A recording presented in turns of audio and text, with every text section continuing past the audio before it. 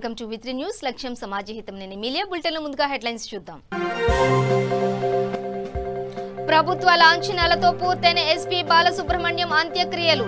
Covid నిబంధనల నేపథ్యంలో పరిమిత సంఖ్యలో అనుమతించిన పోలీసులు. డ్రగ్స్ కేసులో ఎన్సీబీ విచారణకు హాజరైన బాలీవుడ్ స్టార్ హీరోయిన్ దీపికా పదుకొనే. జయ సాహలతో జరిపిన వాట్సాప్ చాట్ ఆధారంగా దీపికకు సమన్లు జారీ చేసిన ఎన్సీబీ. గత రాత్రి నుంచి తెలుగు రాష్ట్రాల్లోని పలు ప్రాంతాల్లో కుండపోత వర్షం. నిండు కుండల హుసేన్ సాగర్, నీట మునిగిన పలు గ్రామాలు, కాలనీలు. విశాఖ జిల్లా కొత్తగూడ ఏజెన్సీలో పోలీసుల విస్తృత తనిఖీలు. మావోయిస్టుల కదలికల నేపథ్యంలో అప్రమత్తమైన పోలీసులు. కొల్లాపూర్ పట్టణ కేంద్రంలో కేసీఆర్ చిత్రపటానికి పాలాభిషేకం. నూతన రెవెన్యూ చట్టంలో రైతుల జీవితాల్లో వెలుగు నిండిందన్న జూపల్లి కృష్ణారావు. డీటెయిల్స్ చూస్తే గాన గంధర్వుడు ఎస్పీ బాలసుబ్రహ్మణ్యం అంత్యక్రియలు పూర్తయ్యాయి. చెన్నై శివార్లోని ఫామ్ హౌస్ లో జరిగిన అంత్యక్రియలను ప్రభుత్వ అధికార లాంఛనాలతో నిర్వహించారు. హిందూ సాంప్రదాయ పద్ధతిలో అంతిమ సంస్కారాలు పూర్తయ్యాక ఖననం చేశారు. కోవిడ్ నిబంధనల నేపథ్యంలో పరిమిత సంఖ్యలోనే అంత్యక్రియలకు అనుమతించారు. ఏపీ ప్రభుత్వం తరపున మంత్రి అనిల్ యాదవ్ హాజరై నివాళులు అర్పించారు. సినీ రంగం నుంచి విజయ్, భారతీరాజా, దేవిశ్రీ ప్రసాద్, మను తదితరులు హాజరయ్యారు.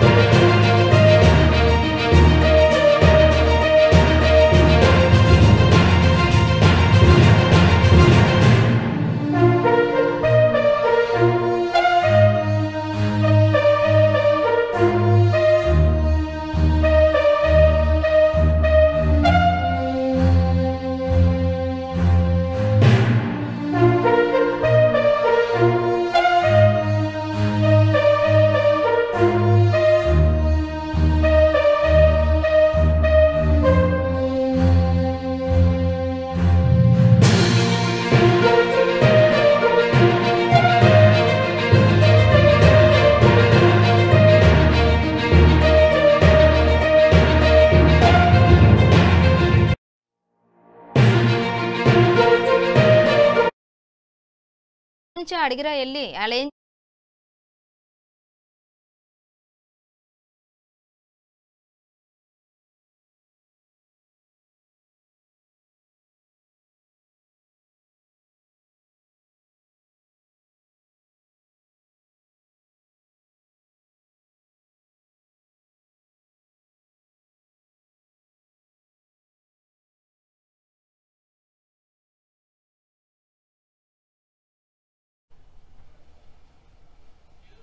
ఎన్సీబీ విచారణకు హాజరయ్యారు Bollywood star heroine Deepika Padukone.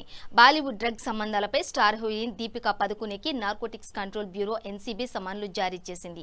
ఈ నేపథ్యంలో దీపికా పదుకొనె నేడు విచారణకు హాజరు కావాలని ఎన్సీబీ నోటీసుల్లో పేర్కొనగా తాజాగా దీపికా ఎన్సీబీ విచారణకు హాజరైంది. ఉదయం 9:48 ఆమె ముంబైలోని ఎన్సీబీ కార్యాలయానికి చేరుకున్నారు. దీపికా ఆమె manager Karishma Prakash, Kwan Talent manager Jaya సహతలతో జరిపిన వాట్సాప్ చాట్ ఆధారంగా దీపికకు సమన్లు జారీ చేశారు. ఇప్పటికే ఈ కేసులో కరిష్మా ప్రకాష్ ని విచారించిన ఎన్సీబీ నేడు కూడా విచారణకు రావాలని ఆదేశించారు. కాగా 2017లో దీపికా పదుకొనె ఆమె manager Karishma Prakash, Kwan Talent manager Jaya సహాలతో జరిపిన వాట్సాప్ చాట్లో నిషేధిత మాల్ హ్యాష్ గురించి డిస్కస్ బయటపడటంతో వీరికి డ్రగ్స్ తో ఉన్న సంబంధాలను విచారించనున్నారు.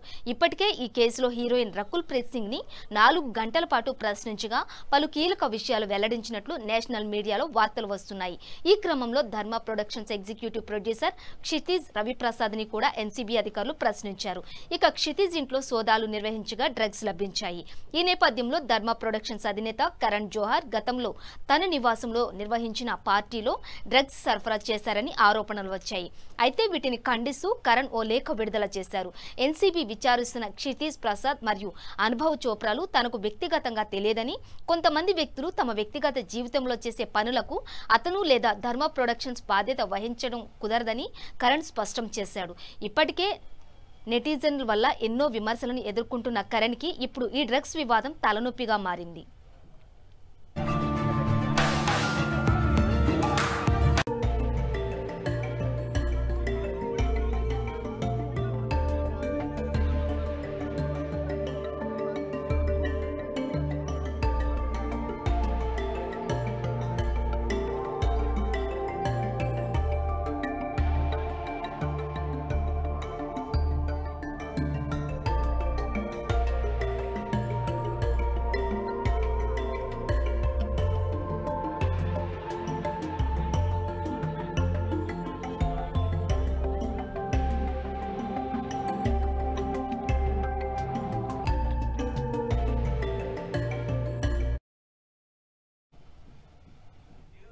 గత రాత్రి నుంచి తెలుగు రాష్ట్రాల్లో పలు ప్రాంతాల్లో కుండపోత వర్షం కురుస్తోంది.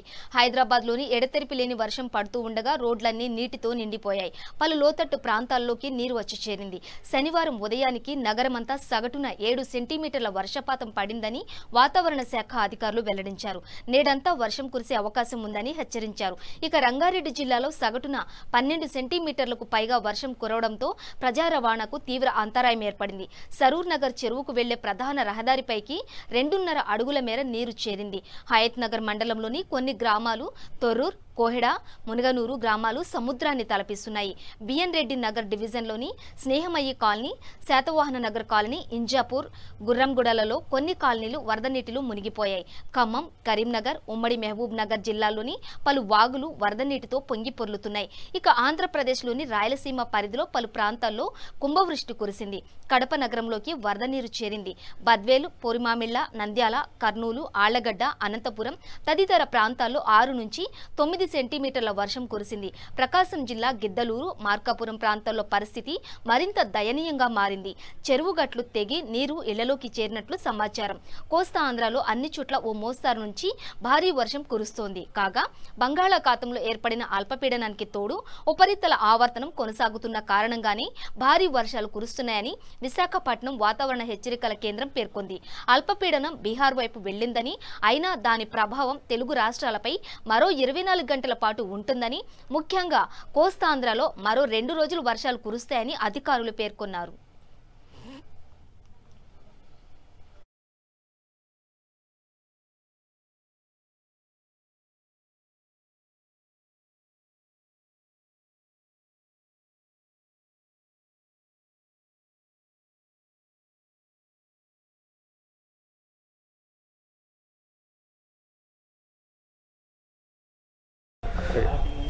నిన్న రాత్రి నుండి నగరంలో కురుస్తున్న భారీ వర్షాల కారణంగా నగరంలోని ప్రాంతాలన్నీ లోతట్టు ప్రాంతాలన్నీ జలమయమయ్యాయి. ఇప్పుడు మనం ఇక్కడ విజువల్స్లో చూసుకుంటున్నట్లయితే కాలనీ ప్రాంతాలన్నీ చెరువులను తలపిస్తున్నాయి. నగరంలో కురుస్తున్న భారీ వర్షాలకు లోతట్టు ప్రాంతాలన్నీ నీటితో మునిగిపోయాయి. ఎల్బీనగర్ నియోజకవర్గంలోని బిఎన్ రెడ్డి డివిజన్లోని గాంధీనగర్లో ఉన్నాం. పైనుండి వాటర్ వస్తున్న కారణంగా ఇళ్లలోకి నీరు చేరడంతో స్థానికులు చాలా ఇబ్బందులు, కనీసం నిత్యావసరాల కోసం కూడా బయటికి వెళ్ళే పరిస్థితిలో లేదని స్థానికులు మనకు చెప్తున్నట్టు మనకు కనిపిస్తుంది. మనతో మాట్లాడడానికి కొందరు స్థానికులు ఉన్నారు, వారితో మాట్లాడే ప్రయత్నం చేద్దాం. ఇక్కడ చూడొచ్చు ఇళ్లలోకి కూడా నీరు చేరిందని మనకు స్థానికులు చూపెడుతున్నారు.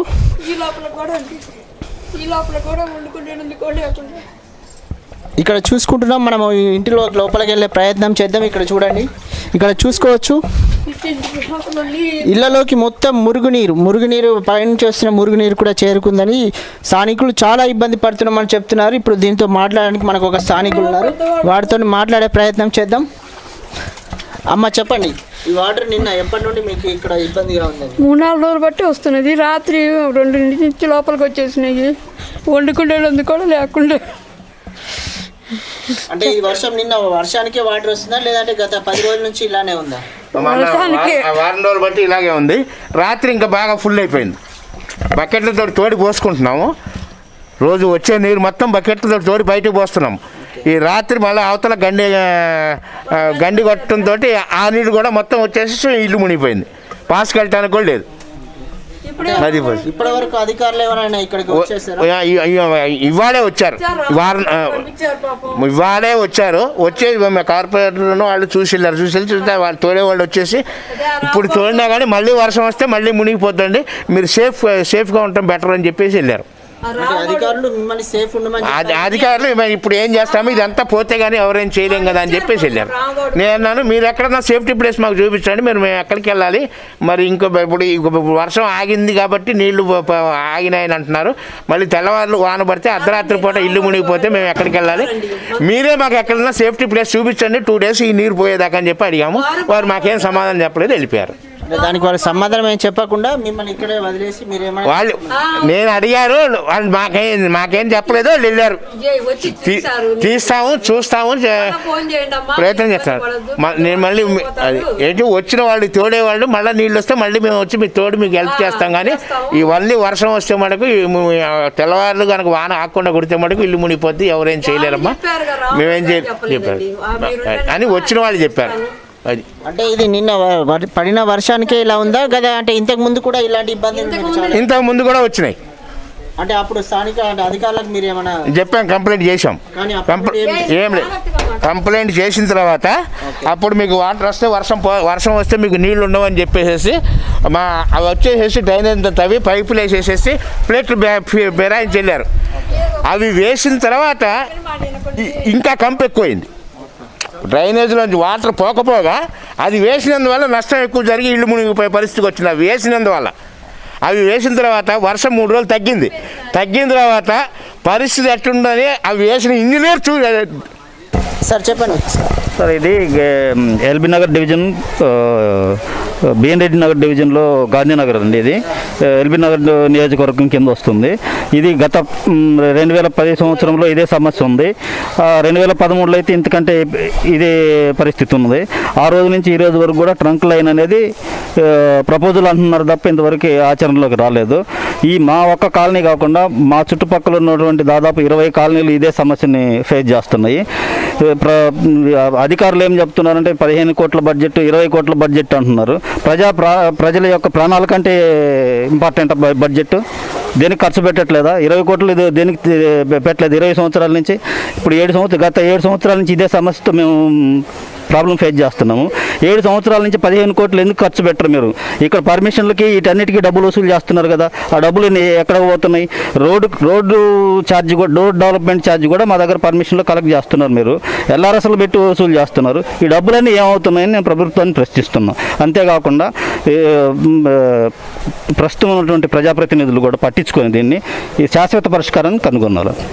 అంటే మీరు ఈ సమస్య గురించి ఇక్కడ ఉన్న కార్పొరేటర్లకు కానీ వాళ్ళని కానీ అందరు వస్తున్నారు, చూస్తున్నారు, పోతున్నారు.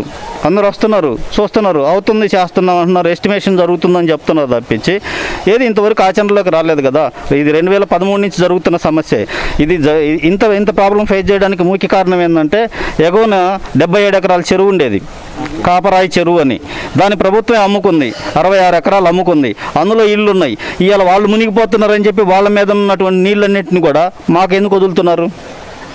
ఇప్పుడు ముందు ప్రభుత్వానికి తెలియదా ఈ చెరువు ఎప్పుడైతే ఇదైపోతుందో అందరూ ఇల్లు కట్టుకున్నప్పుడు దీంట్లో స్టోరేజీ కెపాసిటీ తగ్గిపోతుంది, దిగువన ఉన్నటువంటి కాలనీలు మునిగిపోతాయి అనే ఇది ప్రభుత్వానికి అవగాహన లేదా?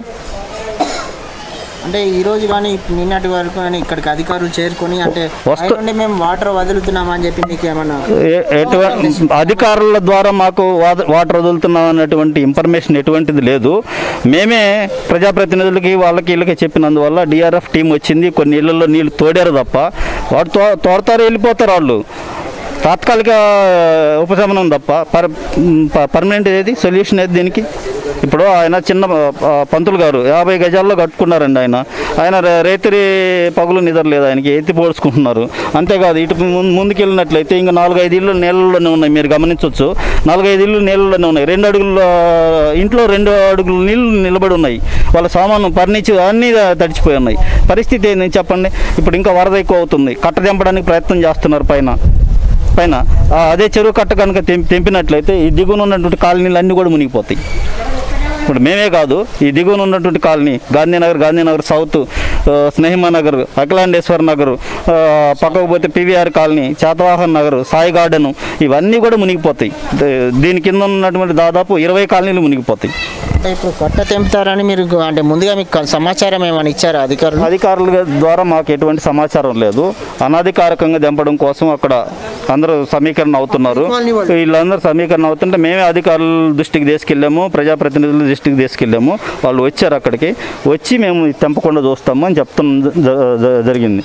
మరి ఎప్పుడు తెంపుతారో తెలియదు. వాళ్ళైతే అధికారులు ప్రజాప్రతినిధులు చెప్పడం అయితే చెరువుని తెంపనీయము, వేరే సొల్యూషన్ చూస్తున్నామని చెప్పారు.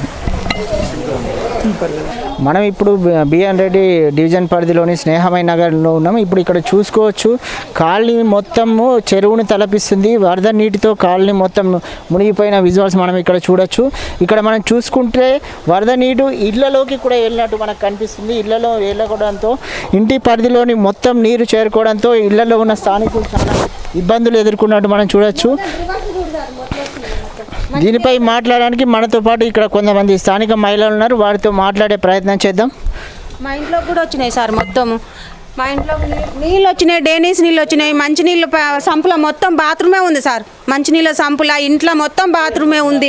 ఇంట్లో బియ్యం అన్నీ తడిచిపోయినాయి. బట్టలు పైన వేసి వచ్చిన సార్, బట్టలన్నీ మూటలు కట్టుకొని పైన వేసి వచ్చిన, బియ్యం తడిచిపోయినాయి, తినేటివి కూరగాయలు తడిచిపోయి అన్నీ కొట్టుకుపోయినాయి సార్. అర్ధరాత్రి వర్షం ఎక్కువైపోయి మొత్తం వచ్చేసినాయి. మొత్తం నాకు షుగర్ పేషెంట్ సార్, రాగులు తెచ్చిపెట్టిన 10 కిలోలు మొత్తం వర్షంలో కట్టుకుపోయినాయి. అంటే ఈ వాటర్ ఎప్పుడు నిన్న రాత్రి నుంచి కురిసిన వర్షానికి ఈ వాటర్ వచ్చాయా లేదంటే గత 10 రోజుల నుంచి వస్తూనే ఉన్నాయి సార్.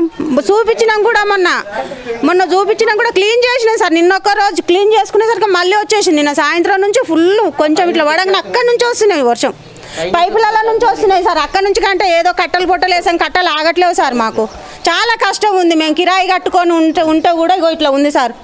మీ ఇష్టం ఉంటే ఉండండి, లేకపోతే కాల్ చేయండి అంటారు ఓనర్లు కూడా. అంటే దీనిపై అధికారులకు వరకు ఏమైనా సమాచారం ఇచ్చారా? ఎవరైనా వచ్చి ఇక్కడ వచ్చిర్రు సార్, అందరు వస్తురు కానీ ఎవరు వాటి ఇట్లా నడుచుకుంటూ పోతారు చూసుకుంటా. ఎవరు వచ్చి ఎవరేం మాకు సాయం చేస్తలేరు. మేము కూడా కూలినాలు చేసుకునేటోళ్ళమే సార్. మేము కూడా ఏం డబ్బు ఉండి సొంత ఇండ్లు ఉన్నోళ్ళం కాదు. డబుల్ బెడ్రూమ్ కూడా పెట్టుకొని 4 సంవత్సరాలు అవుతుంది. మాకు ఏ ప్రభుత్వం ఏ సాయం అందలేదు ఇప్పటి వరకు.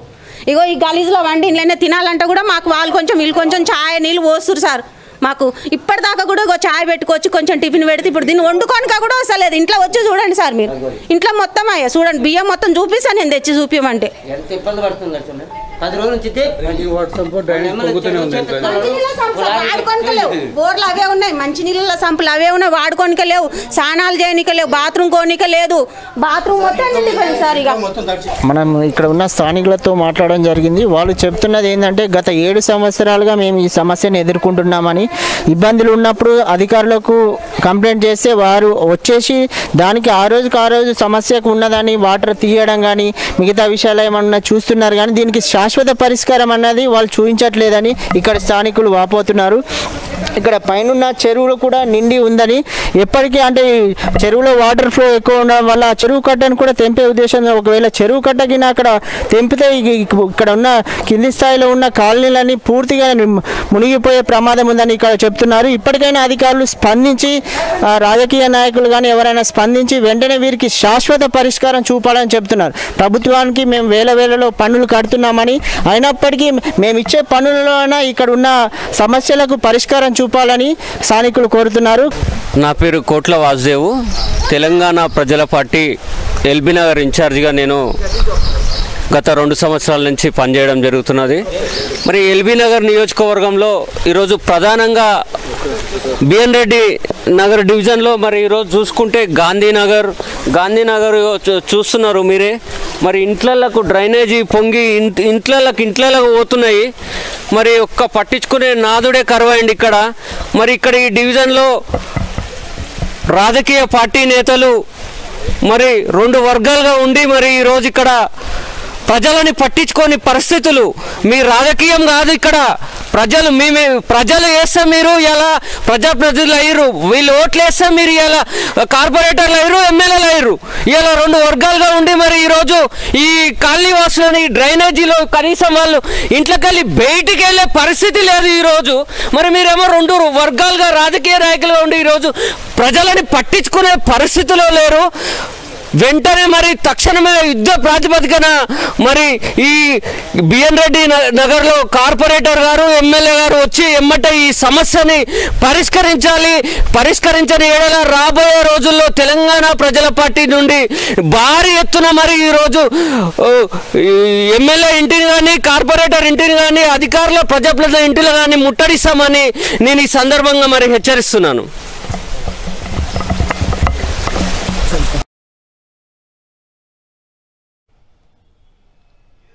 విశాఖ జిల్లా కొత్తగూడ ఏజెన్సీలో పోలీసులు వాహనాలను తనిఖీ చేశారు. వారం రోజులుగా మావోయిస్టుల కదలికలపై నిఘా పెంచిన పోలీసులు గాలింపు చర్యలు చేపడుతున్నారు. మారుమూల ఏజెన్సీ గ్రామాల్లో సంచరించే కొత్త వ్యక్తులపై నిఘా పెట్టారు. గ్రామాల్లోని పోలీసు సమాచార వ్యవస్థను అప్రమత్తం చేశారు. కొత్తగూడ గంగారం ఎస్ఏలు తాహిర్ బాబా, చంద్రమోహన్లు తనిఖీల్లో నిమగ్నమయ్యారు. సివిల్, సిఆర్పీఎఫ్ పోలీసులు తనిఖీలు చేస్తున్నారు.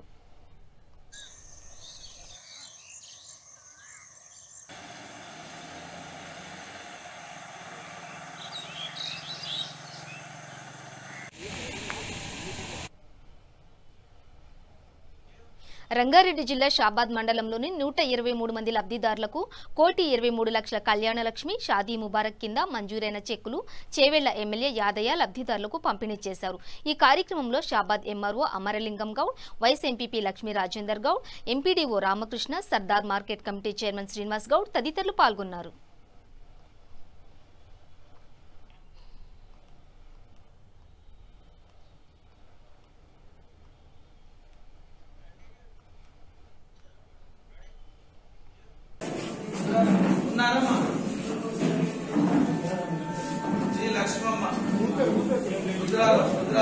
రాజేష్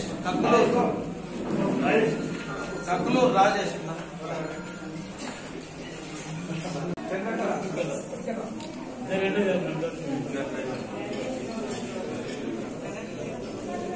చేవెళ్ళ చంద్రకళ లక్ష్మారావు కూడా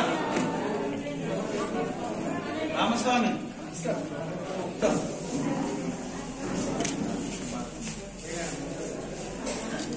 ఎన్ భారతమ్మ నాగర్గుట్ట అమ్మాయి ఎవరిస్తున్నా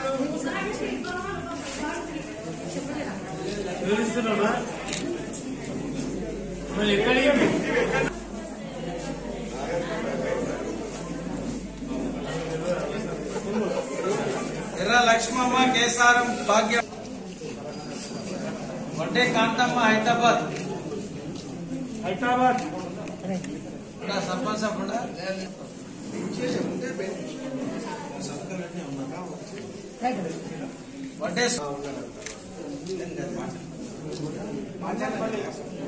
పెంట తాళ్ళపల్లి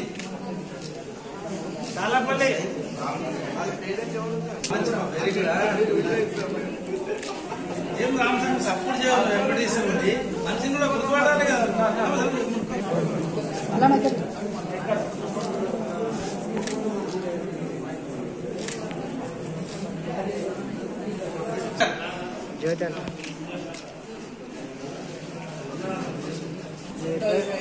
ఆర్ఎస్ స్వరూప షాబాద్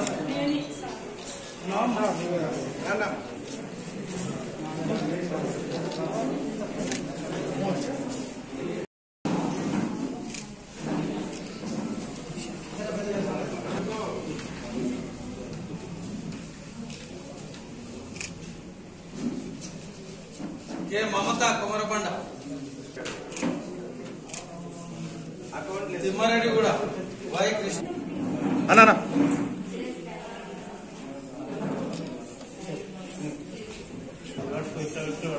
కాల్వ లావణ్య రెండు ఒకటేసారి తీసుకోండి. కోవూరి యమున సార్ సార్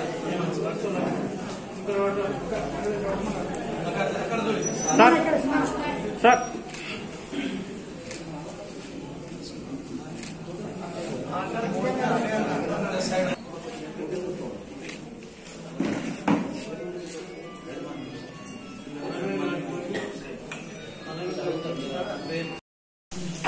స్వతంత్రం వచ్చి 70 సంవత్సరాలు అయిపోయినా మరి గతంలో కూడా ఎన్నో ప్రభుత్వాలు వచ్చిన ఎంతో మంది ముఖ్యమంత్రులతో కూడా ఇలాంటి కార్యక్రమం చేపట్టారు. తెలంగాణ రాష్ట్రం ఏర్పడిన తర్వాత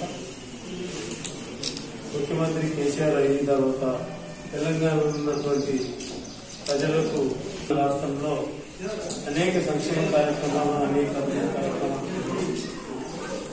రాష్ట్రానికి ముందుకు తీసుకుపోతున్నటువంటి నాయకులు మన ముఖ్యమంత్రి రైతు బంధు కార్యక్రమం ద్వారా రైతులకు 5 లక్షల బీమా పథకాన్ని వర్తింపజేసిన నాయకులు మన ముఖ్యమంత్రి కేసీఆర్. అదేవిధంగా ఆడపిల్లలు పెళ్లి చేసుకుంటే మన పెళ్లిళ్లకు మొట్టమొదట 50,000 రూపాయలతో స్టార్ట్ చేసి ఇలా 1,116,000 రూపాయలు అందిస్తున్నటువంటి కనుక మన ముఖ్యమంత్రి కేసీఆర్ గారికి ఇప్పుడు ఆడపిల్లల తల్లిదండ్రులకు అన్నగంలో ఒక మేనమామ అండగా ఉండి ఆసరగా ఉండి ఇలా ఆడపిల్లల తల్లిదండ్రులకు ఆసరగా ఆర్థిక సాయం చేస్తున్నటువంటి మన నాయకులు ముఖ్యమంత్రి కేసీఆర్ గారు. ఈ కరోనా టైం కేంద్ర ప్రభుత్వ పార్లమెంట్లో నూతనంగా ప్రవేశపెట్టిన వ్యవసాయ రంగ బిల్లును ఉపసంహరించుకోవాలని ఖమ్మం జిల్లా వైరా నియోజకవర్గ కేంద్రంలో అఖిలపక్ష రైతు సంఘాల ఆధ్వర్యంలో నిరసన ర్యాలీ నిర్వహించారు. ఈ సందర్భంగా వైరా పట్టణంలో రైతు సంఘాల నాయకులు, రాజకీయ పార్టీల నాయకులు భారీ ర్యాలీ నిర్వహించారు. ఈ సందర్భంగా రైతు సంఘం నాయకులు మాట్లాడుతూ కేంద్రంలో ప్రధానమంత్రి మోడీ నూతనంగా వ్యవసాయ రంగ బిల్లును పెట్టి రైతులకు, వ్యాపార వర్గాల వారికి, కార్మికులకు తీవ్ర నష్టం జరిగే విధంగా చేశారని విమర్శించారు. బిల్లును వెంటనే ఉపసంహరించుకోవాలని డిమాండ్ చేశారు. కేంద్ర ప్రభుత్వం ప్రజా వ్యతిరేక విధానాలను అవలంబిస్తోందని విమర్శించారు. ఈ కార్యక్రమంలో అఖిలపక్ష రాజకీయ రైతు సంఘం నాయకులు, కిసాన్ కేత్ రాష్ట్ర కన్వీనర్ దాసరి దానియల్, రైతు సంఘం నాయకులు బొంతు రాంబాబు, ఎర్రాబాబు తదితరులు పాల్గొన్నారు.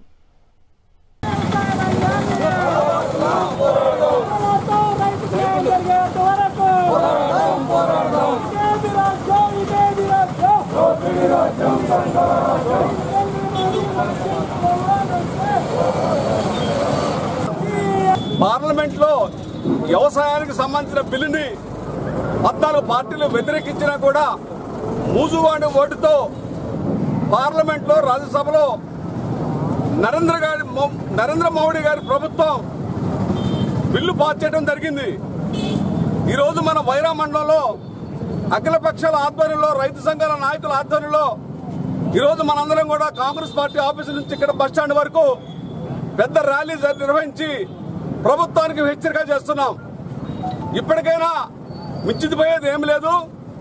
ఈ రైతు వ్యతిరేక బిల్లుని వెనక్కి తీసుకోండి. ఇవాళ ఉదయమే ఖమ్మంలో ఛాంబర్ ఆఫ్ కామర్స్ వారు మీటింగ్ ఏర్పాటు చేశారు 7:30కు. దాంట్లో నేను ఉదయం అటెండ్ అయ్యి మాట్లాడొచ్చాను. వాళ్ళంతా కూడా ఏం చెప్తున్నారంటే ఇవాళ దేశంలో ఉన్న మార్కెట్లు మొత్తం కూడా ఇవాళ ఒక్కొక్క మార్కెట్లో 20,000 నుంచి 25,000 మంది బతుకుతున్నారు. కార్మికులు కానీ దళారు కానీ కమిషన్దారులు కానీ వ్యాపారస్తులు కానీ ఎంతోమంది బతుకుతుంటే వాళ్ళ పొట్టగొట్టి ఇవాళ కార్పొరేట్ చేతులకు ఒప్పించడానికి మోడీ గవర్నమెంట్ ప్రయత్నం చేస్తుంది. ఇది దుర్మార్గమైన విషయం. దేశంలో నరేంద్ర మోడీ గారి ప్రభుత్వం 6.5 సంవత్సరాలు వచ్చింది.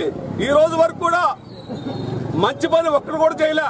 ఆయన చేసింది ఏంటంటే కేవలం పాకిస్తాన్ని చైనా రెచ్చగొట్టి ఆ సెంటిమెంట్ తోటి ఈ దేశాన్ని ఓట్లు మలుచుకుంటాడు తప్ప భారతదేశ అభివృద్ధి మాత్రం ఒక్క ఇంచ కూడా కదలే. ఈ రోజు వరకు చేయకపోగా చేసిన అభివృద్ధిని చేసిన మార్కెట్ వ్యవస్థని కుప్పకూల్చి ఈ దేశంలో కార్పొరేట్ వాళ్ళకి అప్పచెప్పాలని చూస్తున్నారు. ఇవాళ ఇదే కాదు, దేశంలో పెద్ద పెద్ద కంపెనీల మొత్తం కూడా అంబానీకి అదానికి పెద్ద పెద్ద వాళ్ళందరికీ కూడా ఒప్పచెప్పడం జరుగుతుంది. ఈ దేశంలో పేదలందరూ కూడా పేదోళ్ళు అయిపోతుంటే ఈ ప్రపంచంలో పెద్ద పెద్ద స్థాయికి 5 పోతుల్ని వ్యవసాయాన్ని కార్పొరేట్ కంపెనీలకు అప్పచెప్పేదానికోసం ఒకే దేశం ఒకే మార్కెట్ అని చెప్పి పంటలు వేయడానికి ముందే ధరలు నిర్ణయించుకొని కార్పొరేట్ కంపెనీలతో ఒప్పందం చేసుకొని పంటలు పండియాలని చెప్పి రెండో బిల్లుని, అదేవిధంగా నిత్యావసర వస్తువుల యొక్క చట్టాన్ని సవరిస్తూ 14 రకాల వస్తువుల్ని ఉల్లిగడ్డలు, ఆలుగడ్డలు, పప్పు దినుసులు, ఆయిల్ నూనెలకు సంబంధించినటువంటి పంటలు నిత్యావసర వస్తువుల జాబితా నుంచి ఎత్తేస్తూ ఈ దేశం మొత్తం వ్యవసాయాన్ని ఉత్పత్తుల్ని కార్పొరేట్ కంపెనీలకి అంబానీ అదానీ గ్రూపులకు అప్పచెప్పేదానికోసం నరేంద్ర మోడీ ప్రభుత్వం అప్రజాస్వామిక పద్ధతుల్లో పార్లమెంట్ లో కనీసం చర్చ లేకుండా 1:45 నిమిషాలకు బిల్లు ప్రవేశపెట్టి 2 గంటలకే మూజువాణి ఓటుతో ఆమోదం జరిగిందని చెప్పి దేశ ప్రజల్ని కోట్లాది మంది రైతులకి అన్యాయం చేసే ఈ బిల్లుని నిరసిస్తూ దేశవ్యాప్తంగా రైతులు రోడ్ల మీదకి వచ్చి ఉద్యమం జరుగుతూ ఉంది. ఈ రోజు దేశవ్యాప్తంగా కొన్ని రాష్ట్రాల బంద్కు పిలుపునివ్వడం జరిగింది. తెలంగాణ రాష్ట్రంలో రైతు సంఘాలు, ప్రతిపక్ష పార్టీలన్నీ కూడా కలిసి ఈ రోజు ఆ బిల్లును వెనక్కి తీసుకోవాలని, రాష్ట్రపతి సంతకం పెట్టొద్దని చెప్పి డిమాండ్ చేస్తూ Congress party, CPM, CPI, ML, new democracy, Telangana రైతు సంఘం, కిసాన్ కాంగ్రెస్, తెలంగాణ రాష్ట్ర రైతు సంఘం, అఖిల భారత రైతు కూలీ సంఘాలు వైరాలో ఈ రోజు నిరసన ర్యాలీ వ్యక్తం చేయడం జరిగింది. ఎప్పటికైనా ప్రభుత్వం ఆలోచించి రైతులను కాపాడేదానికోసం, వ్యవసాయ రంగాన్ని రక్షించేదానికోసం, ఇప్పుడు దాకున్న కొనుగోలు వ్యవస్థలో ఉన్న లోపాలను సరిదిద్దేదానికోసం, స్వామినాథన్ కమిటీ సిఫార్సులు అమలు చేసేదానికోసం ఈ ప్రభుత్వం ముందుకు రావాలని చెప్పి డిమాండ్ చేస్తూ ఈ నిరసన కార్యక్రమం నిర్వహించారు. కేంద్ర ప్రభుత్వం విడుదల చేసిన రైతు వ్యతిరేక బిల్లును నిరసిస్తూ మహబూబాబాద్ జిల్లా తొర్రూరు డివిజన్ కేంద్రంలో TRS, CPI, ML, new democracy, CPI, CPM ఆధ్వర్యంలో భారీ ర్యాలీ నిర్వహించారు. ఈ సందర్భంగా టీఆర్ఎస్ నాయకులు కాకిరాల హరిప్రసాద్ మాట్లాడుతూ కేంద్ర ప్రభుత్వం రైతు వ్యతిరేక విధానాలను అవలంబిస్తూ రైతులకు అన్యాయం చేయాలని చూస్తే సహించేది లేదని అన్నారు. ప్రజలు నరేంద్ర మోడీ పక్షాన లేరని అన్నారు. కేంద్ర ప్రభుత్వం పార్లమెంట్లో రైతులకు వ్యతిరేకంగా ప్రవేశపెట్టిన వ్యవసాయ రంగ బిల్లును ఉపసంహరించుకోవాలని, దానివల్ల చిన్న సన్నకారు రైతులకు ఎటువంటి ఉపయోగం లేదని అన్నారు. ఈ కార్యక్రమంలో వివిధ పార్టీల నాయకులు కొత్తపల్లి రవి, సోమిరెడ్డి, భిక్షపతి తదితరులు పాల్గొన్నారు.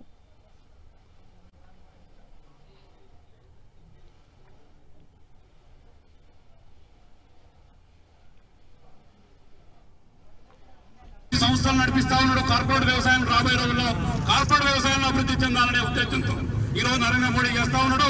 మేము ఒకటే హెచ్చరిస్తా ఉన్నాం తొర్రూరు వేదిక ద్వారా, అయ్యా నరేంద్ర మోడీ గారు, నీకు తెలంగాణ రాష్ట్రంలో దిక్కు లేదు, నువ్వు ఇటువంటి వ్యక్తివనే నీకు తెలంగాణ ప్రజలందరూ కూడా నిన్ను ఆదరించలేదు. రాబోయే రోజుల్లో కూడా తెలంగాణ రాష్ట్ర రైతులు ఓన్లీ కేసీఆర్ గారిని ఆదరించి ఈ రోజు రాష్ట్ర ప్రజలు కోరుకుంటున్నది ఏంటంటే రైతుకు కావాల్సిన నీరు, రైతుకు కావాల్సిన డబ్బు, పెట్టుబడి, రైతుకు కావాల్సిన వనరులు రైతు వ్యతిరేక వెంటనే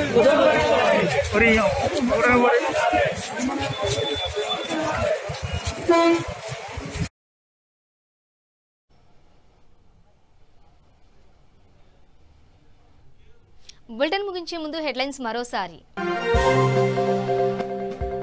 ప్రభుత్వ లాంఛనాలతో పూర్తయిన ఎస్పీ బాలసుబ్రహ్మణ్యం అంత్యక్రియలు. కోవిడ్ నిబంధనల నేపథ్యంలో పరిమిత సంఖ్యలో అనుమతించిన పోలీసులు. డ్రగ్స్ కేసులో ఎన్సీబీ విచారణకు హాజరైన బాలీవుడ్ స్టార్ హీరోయిన్ దీపికా పదుకొనే. జయ సాహలతో జరిపిన వాట్సాప్ చాట్ ఆధారంగా దీపికకు సమన్లు జారీ చేసిన ఎన్సీబీ. గత రాత్రి నుంచి తెలుగు రాష్ట్రాల్లోని పలు ప్రాంతాల్లో కుండపోత వర్షం. నిండు కుండల హుసేన్ సాగర్, నీట మునిగిన పలు గ్రామాలు, కాలనీలు. విశాఖ జిల్లా కొత్తగూడ ఏజెన్సీలో పోలీసుల విస్తృత తనిఖీలు. మావోయిస్టుల కదలికల నేపథ్యంలో అప్రమత్తమైన పోలీసులు. కొల్లాపూర్ పట్టణ కేంద్రంలో కేసీఆర్ చిత్రపటానికి పాలాభిషేకం. నూతన రెవెన్యూ చట్టంలో రైతుల జీవితాల్లో వెలుగు నిండిందన్న జూపల్లి కృష్ణారావు. ఇవి బులెటిన్ డీటెయిల్స్. చూస్తూనే ఉండండి V3 న్యూస్ లక్ష్యం సమాజ హితం.